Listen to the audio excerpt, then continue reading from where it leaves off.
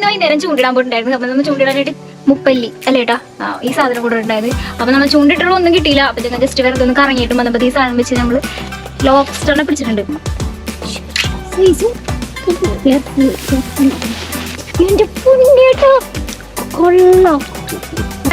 ലോബ്സ്റ്ററിനെ first അറ്റംപ്റ്റിൽ തന്നെ നമുക്ക് lobster കിട്ടുന്നുണ്ട്. അടിപൊളി, അത്യാവശ്യം നല്ല വലിപ്പമുള്ള ലോബ്സ്റ്ററിന്റെ കണ്ടോ. നമുക്ക് ഈ അടുത്ത് കിട്ടുമോ നോക്കാം. നമുക്ക് അടുത്ത ലോബ്സ്റ്ററിനെ കിട്ടി എടുക്കട്ടോ.